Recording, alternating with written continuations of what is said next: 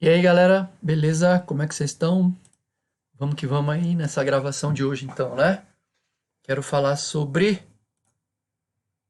Alta Idade Média, uma revisão de tudo que vocês viram até aqui. Só, a gente viu invasões bárbaras lá atrás, né? Queda do Império Romano. A gente viu que a Idade Média pode ser dividida em dois grandes momentos, né? De aproximadamente 500 anos cada, que são a Alta Idade Média e a Baixa Idade Média. Bom, da Alta Idade Média, a principal característica é o feudalismo. A gente viu economia, política, sociedade, algumas invenções. A gente viu também a arquitetura das igrejas medievais. A gente viu cruzadas. O que nós veremos quando a gente for estudar Baixa Idade Média? Nós veremos renascimento urbano e comercial por causa da busca das especiarias no Oriente, as cartas de ofício, a peste negra. Desculpa, gente, aqui tem um erro. É corporações de ofício, tá? A peste negra, os Jackares e essa aliança aqui do rei com a burguesia para lutar contra os senhores feudais. Nós veremos isso ainda, para terminar e concluir Idade Média, tá? Mas o que a gente viu de fato foram essas características: invasões bárbaras, feudalismo, as arquiteturas e as cruzadas, certo? Então vamos lá. Eu fiz um esquemão aqui de toda a Idade Média. Tudo que vocês estão vendo aí são características de toda a Idade Média. A gente foi até metade da Idade Média. Vamos traduzir o que é cada coisinha dessa que está aí, tá bom? Não se desespera não.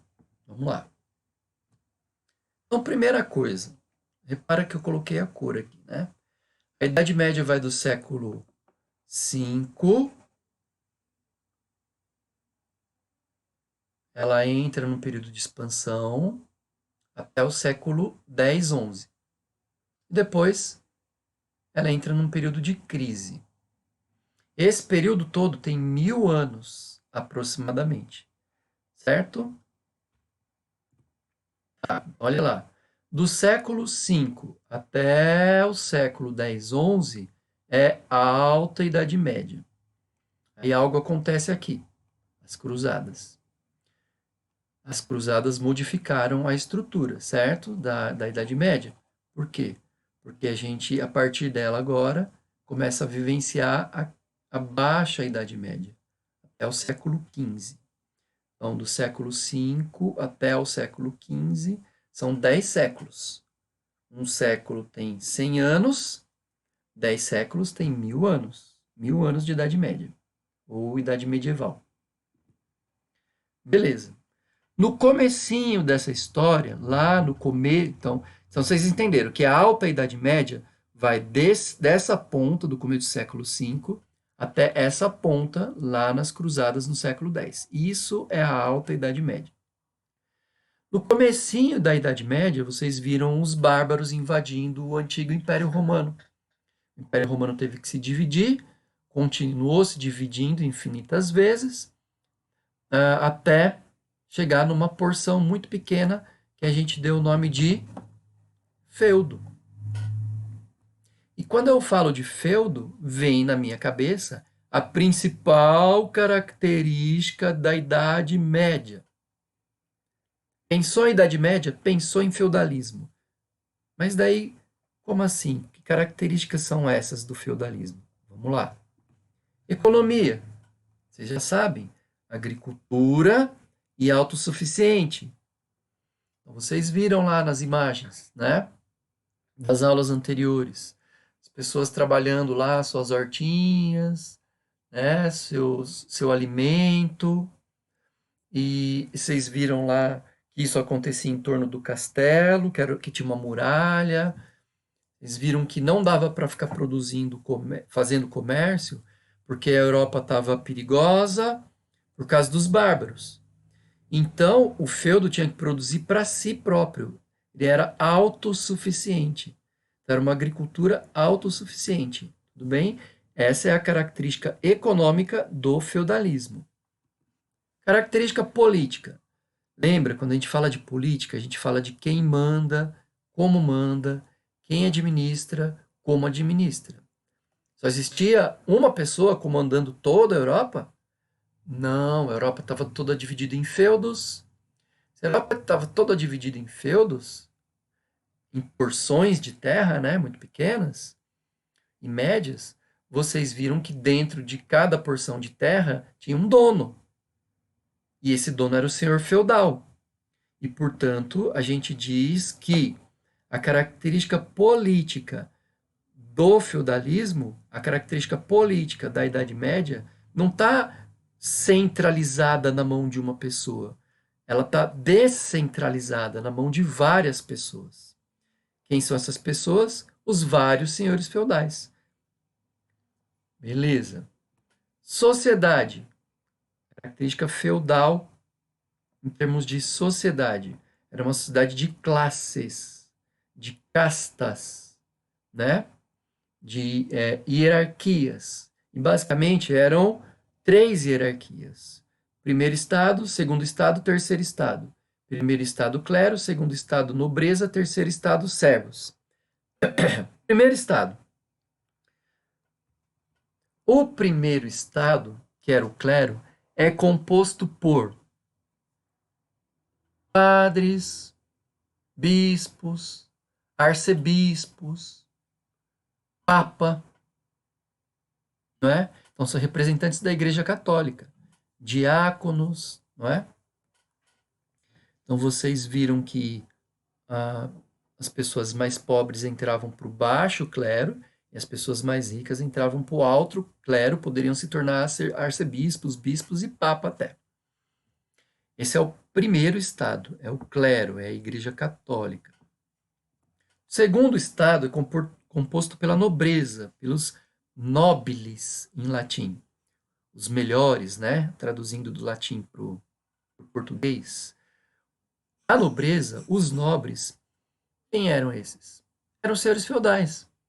Esses senhores feudais poderiam ser duques, poderiam ser marqueses, poderiam ser condes, príncipes, reis, não é? Lembra, se eles doavam a terra, eles poderiam ser suzerano. Se eles recebiam a terra, eles poderiam ser vassalos. Então poderia ser um nobre duque vassalo, poderia ser um nobre marquês suzerano, poderia ser tudo isso. Todos esses são nobres, os donos da terra ou cavaleiros. Terceiro estado, 98% da população é a servidão, os servos, aqueles que deveriam servir. Como?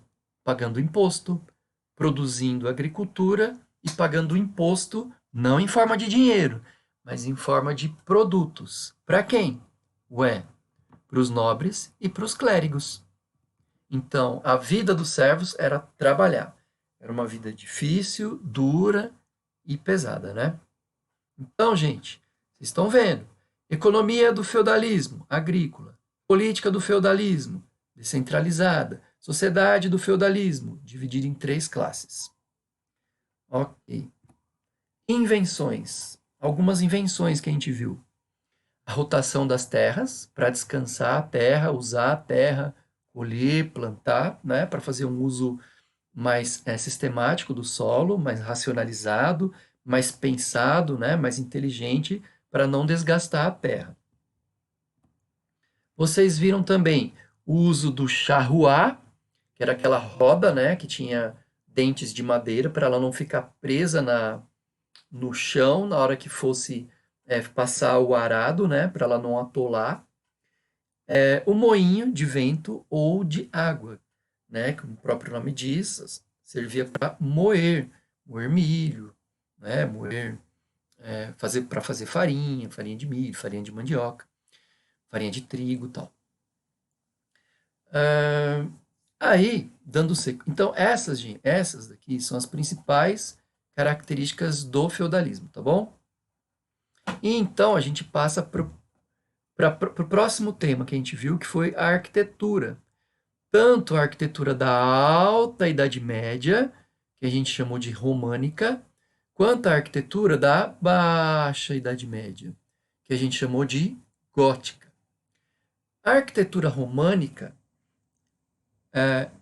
é aquela que ela é mais horizontalizada, no momento em que os bárbaros estão atacando. É perigoso você ter uma igreja muito aberta, né, com muitos vitrais, os bárbaros poderiam invadir. Então, eles faziam com janelas pequenas, paredes muito grossas, chamavam aquilo de fortaleza, fortaleza de Deus, certo? Em relação à Baixa Idade Média, vocês viram que a Europa já estava mais tranquila e a arquitetura passou a ser chamada de gótica, né? Fazendo referência ao nome Godos. Vocês viram que essa é muito mais verticalizada, né? Ela é muito mais alta, cheia de vitrais, super colorida. Esses vitrais são super coloridos, né? Vocês viram lá que um nome de destaque que a gente colocou nas outras aulas foi Notre Dame, né? É, muitas ranhuras, muitas estátuas, portais, ogivas, santos, górgonas, né? Todas estátuas penduradas no teto da igreja, na entrada da igreja, enfim, arquitetura gótica. Além disso, a gente viu, olha lá, mudou a cor, olha aqui em cima, as cruzadas. Peraí, cruzadas acontece no fim da Alta Idade Média, né? O que vai acontecer aqui no século X e XI? Europeus que acreditam em Cristo vão entrar em guerra contra os árabes, que eu escrevi protestante, gente, ignora aqui, eu errei. Errei absurdamente, meu Deus. Os árabes que são muçulmanos. Desculpa. Erro feio, erro crasso. Então, assim, vocês viram que Cristo sobe aos céus e ressuscita na cidade de Jerusalém, e Maomé, que é profeta dos muçulmanos, sobe ao céu sentado numa pedra na cidade de Jerusalém. Então, o embate aqui entre os dois é exatamente para ver quem é que fica com a chamada Terra Santa, quem é que fica com o chamado Santo Sepulcro, quem é que fica com a cidade de Jerusalém.